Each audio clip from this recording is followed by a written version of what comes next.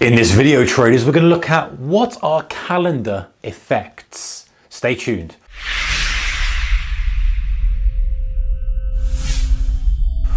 Hey investors, a warm welcome to you. So what are the calendar effects, or what are some calendar effects that we can potentially take advantage of to improve our returns in investing? Or also, short-term traders out there, there's something here for traders in terms of when we can spot these. Perhaps we can run them, perhaps we can use them as a standalone strategy, or we bolt them into an existing strategy as another layer of edge. All right, number one, Monday effect. So stock prices closing lower on Monday. So this is the Friday close, this is the Monday open. We have this history of, this is the Monday close, sorry. We have a history of Mondays closing lower. Now, for all these things, there's a lot of theory and hypothesis, but no one really knows why. Of course, we can't poll every single market participant and ask them why they've done something. But the theory is this, is that companies generally might release bad news to try and hide it with the weekend on a Friday.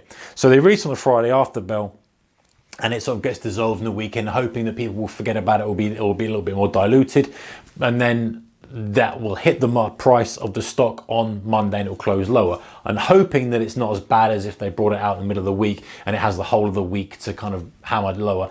That makes a little bit of sense to me. Another theory is that people are less excited about the week, and so when they're feeling more depressed, let's say, probably a bit of extreme word, but you get the idea, more downbeat, they're going to sell their portfolio because they feel poorer, they feel this, they feel that. That could be, that makes a little bit of sense, but who knows? This is something that people have historically noticed.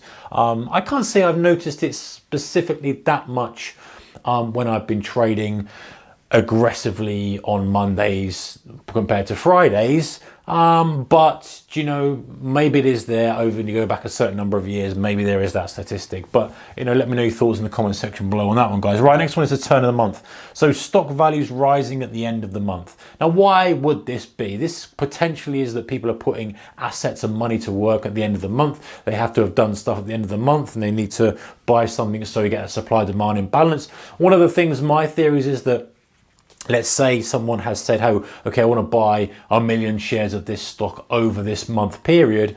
They're buying a little bit each day, a little bit each day. They're trying to get a nice average price. They're trying not to affect the price too much with the lack of liquidity. And then when it comes to the end of the month, potentially they increase their volume of transactions because they need to get the order filled, but they haven't got quite enough to there. That's something, that's one of my theories, and we see that intraday as well, guys. We see that with kind of a VWAP order, where people will place a lot of order at the beginning of the day, back off at the end, in the middle of the day, and then have to get more aggressive at the end of the day. We often see that continued uptrend where traders and hedge funds and whatever it may be, algorithms, have to start increasing their buying activity to get that order done. So that's something to look at as well. Turn of the month, the value rises at the end of the month. So if you were a trader, perhaps you could look for a setup, and if it is at the end of the month, add more weights to taking that trade.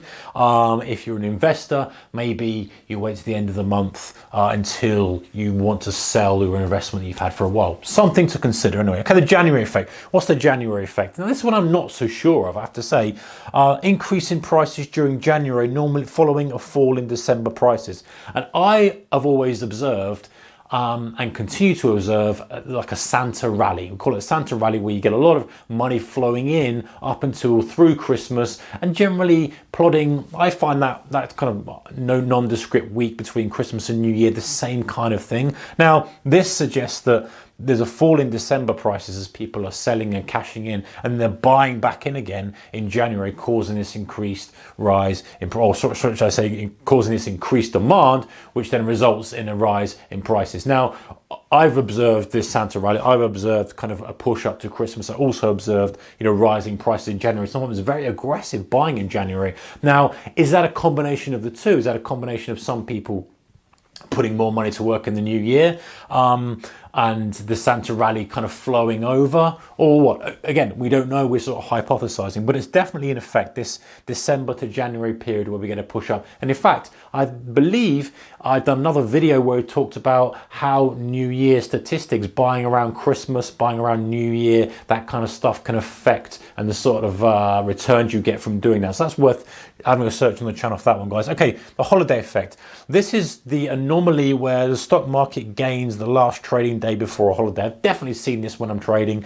You see that there's a holiday coming up, whether that's a long weekend, whether that's something. Very often, I think that is a kind of feeling thing. I think that is that people are you know, they want to get involved in the market. They feel quite bullish. They feel quite happy. There's holiday coming up. So whether or not they're buying I don't necessarily think there may be increased buying, but perhaps there's just decreased selling. Perhaps people are not selling stuff. They're not making those decisions of, oh, I'm going to sell my stock before I go on holiday. They're deferring that decision and doing it at another time. And so you've got that supply-demand imbalance. Of course, supply-demand imbalance can change by increased buying or decreased selling, or both. You know, either or any of those three options cause that shift in supply-demand imbalance to the upside. So it's only one of those things. So that's the Monday effect, the turn of the month, the January effect, and the holiday effect, guys.